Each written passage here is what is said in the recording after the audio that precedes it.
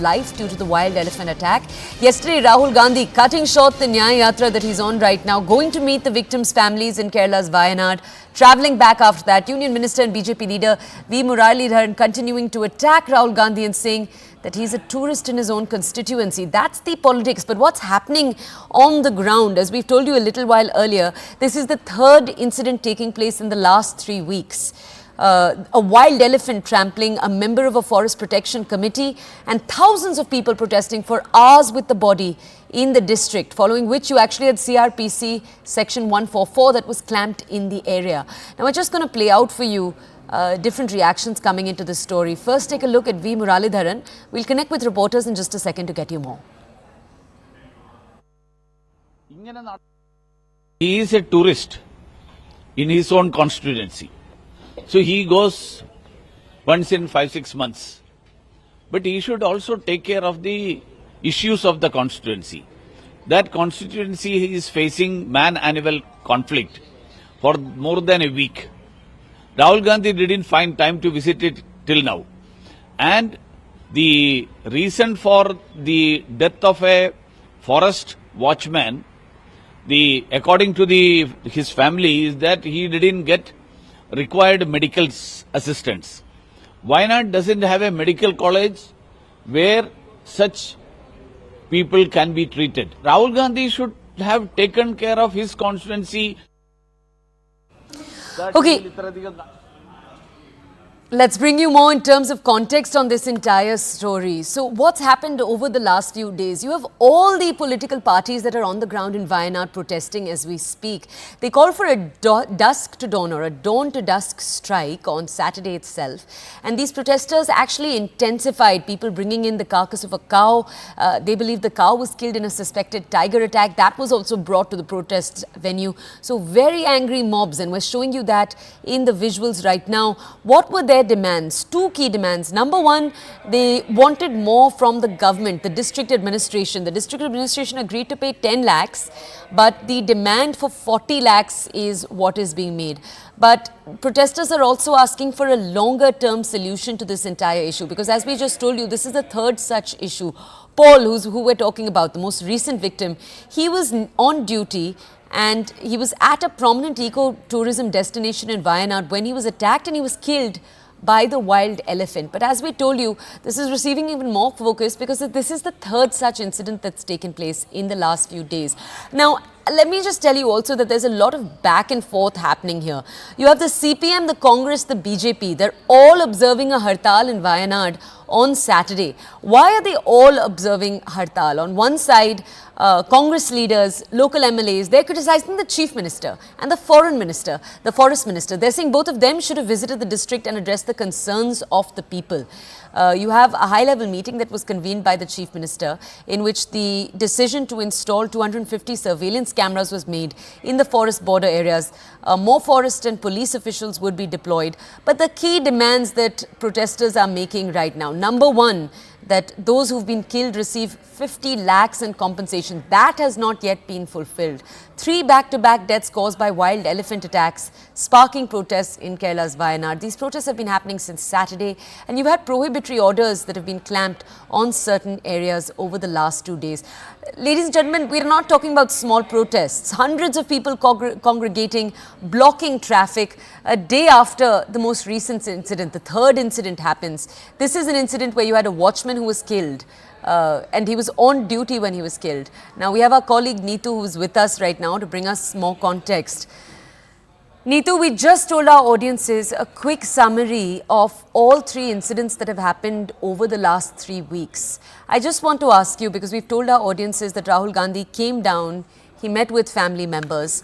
Tell our audiences, what did locals have to say after that meeting?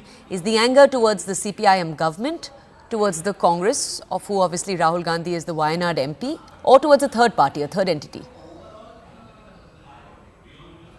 Basically, the people are not really concerned about the politics that is ongoing. For them, it's their life and livelihood. Man-animal conflict is a major issue which the people of Wayanad and those living in the areas in the state bordering the forest areas have been facing for quite some time. This is not the first instance, though three cases of deaths have happened in the past 3 weeks. January 30th was the first incident. That is 3 deaths in 3 weeks. That is quite alarming, but this is something which the people of Wayanad, which the people living near these forest areas have been suffering for quite some time, and they have been raising this issue. It's not just the loss of life, but loss of their livelihood, including their farming, whatever they have, they are dependent on that. Many times their banana cultivation, their fields are being destroyed by these elephants, their goats,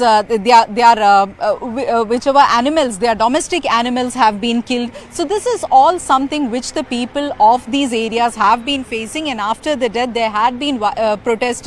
Yes, Rahul Gandhi had visited, the Wayanad MP had visited them because these are issues that come under his constituency, but for the people they need a long lasting solution, and the solution is, they say that these are areas, some of these areas where that second incident happened, where we saw the elephant coming into the home area. These are not areas where traditionally there were man-animal conflicts. So they are saying that more areas are being affected, the people are being affected. So find long-term solutions, lasting solutions for this. What we are understanding is that within the forest, for these wild animals, their water, their drink, their food is becoming less. So that is also one of the reasons why they are venturing into such areas.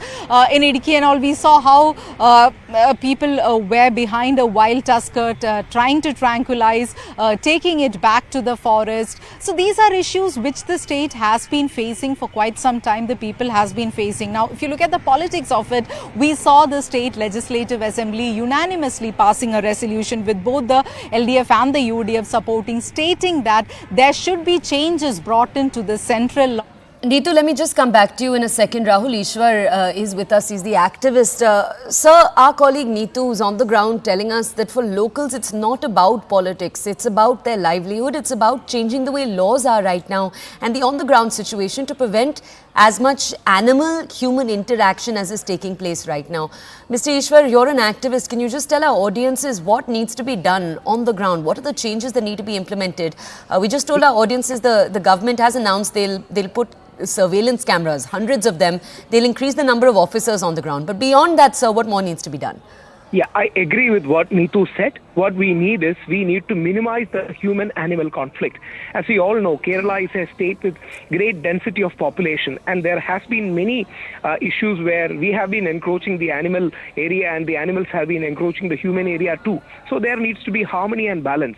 And also there needs to be some kind of measures that control the population and numbers of wild animals, such as wild boars.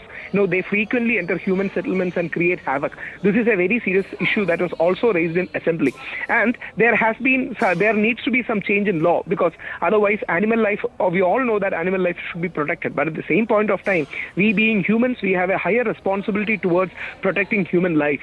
So there has been some suggestions that the wild boars should be declared as vermin, so that the chief conservators of the forest can take immediate action if they are entering human settlement. And we have also seen the issue of Tanir Komban entering. That was again a human tragedy, a human caused tragedy. We should have been more cautious regarding Tanir Komban. Nearly 280 liters of water is expelled from his body, and he nearly needs 600 liters of water, but nobody took care of such finer aspects. So there needs to be better education and awareness on one hand, and strong laws on one hand.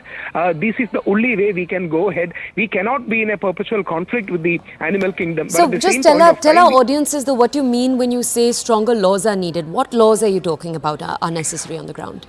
for example, when the wild boars are entering, they need to be declared as vermin that can enable the officers to easily take action. Otherwise, there are many people from forest and wildlife that will raise objection.